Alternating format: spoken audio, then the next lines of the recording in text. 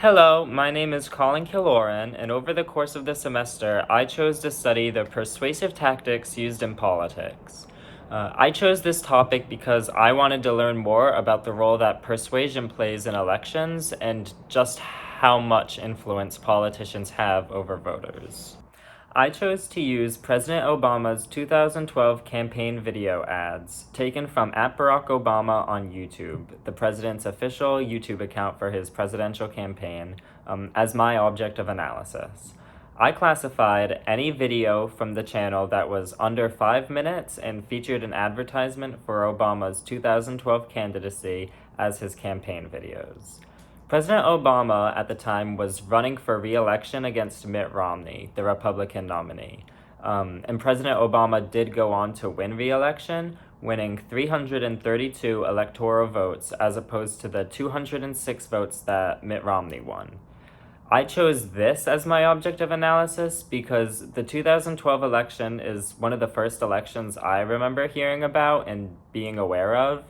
And I also thought that his campaign videos specifically would be good choices to analyze because the persuasive tactics used in them are very clear and very effective.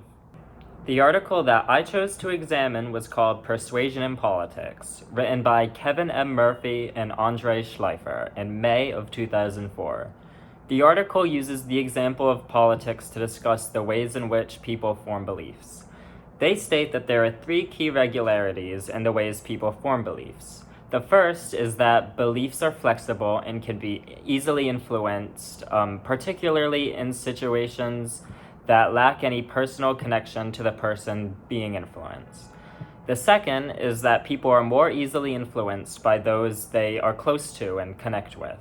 And the third is that in situations where people are uneducated, like for many people politics, they are more susceptible to persuasion.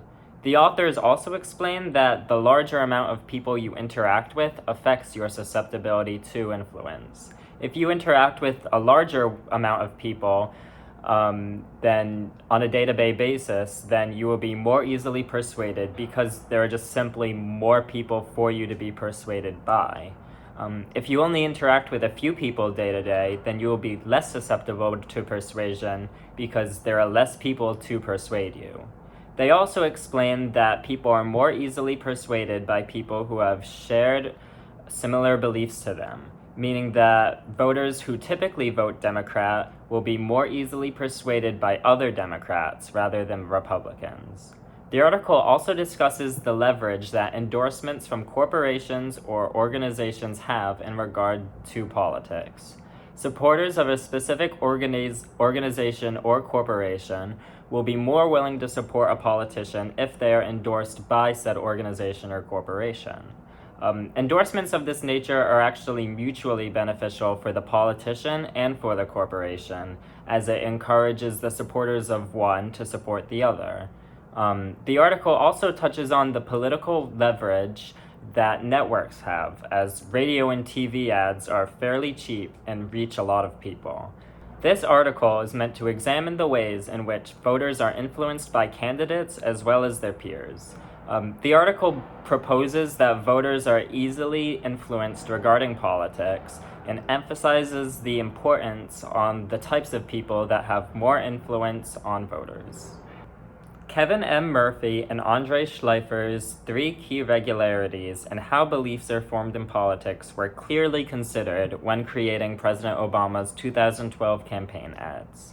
There were many instances in which he was using testimonies from average Americans, which is an example of voters being persuaded more heavily by people they feel close with and connect to. This is a form of ethos, which refers to persuasion through credibility. The people featured in the ads have credibility due to their relatability to voters. For example, Obama's ad, "It Begins With Us," contains clips of typical middle-class Americans who are meant to represent the average voter. Kind of nervous about it. It's like it's coming. Here it is, 2012, the election. I think it needs to reflect the changes that we've seen in the last 2.5 years.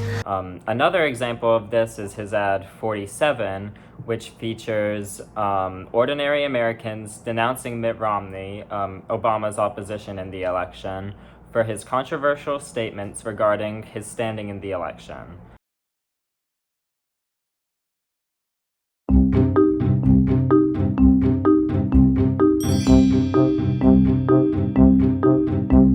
I felt sick to my stomach. I don't like it. It shows that he's out of touch, that if he thinks that half of the country is feeling like victims. Victims? I wouldn't say so. I don't think that's part of the American fabric. I'm not looking for a handout.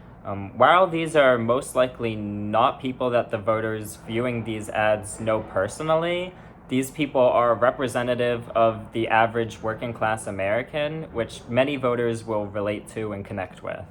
Voters are more likely to be persuaded by people they relate to, as they feel more of a connection to them, than they do politicians who seem disconnected from reality. Endorsements like these play a big role, particularly in elections, because they are highly influential on voters. Another reason for this is the distrust that people have regarding politicians. Because politicians typically have a negative public perception, being seen as conniving and untrustworthy, they greatly benefit from testimonies in their favor from trusted individuals. Additionally, the article discusses effective mediums for persuasion in politics, highlighting the importance of TV and radio. President Obama takes advantage of TV and radio, having his ads run on both, which is a highly effective way to reach millions of voters across the nation. While the article does provide a fairly accurate explanation for certain persuasive tactics used throughout President Obama's campaign ads, there are other persuasive tactics used that the article did not account for.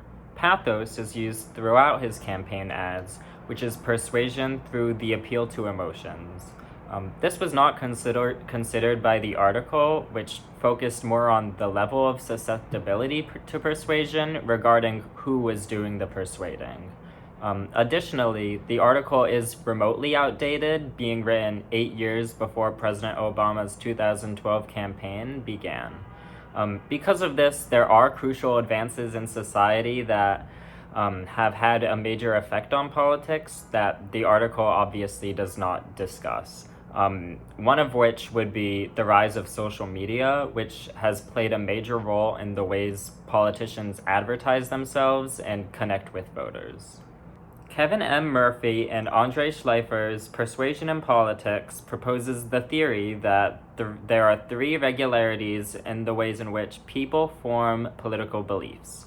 First, that beliefs are easily influenced in areas that people don't have a close personal connection to.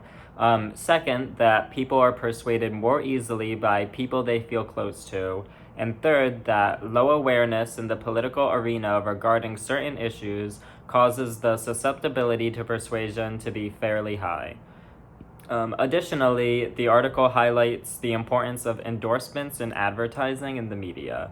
All of these persuasive tactics are used throughout President Obama's campaign videos, and these are what eventually won him the election against Mitt Romney.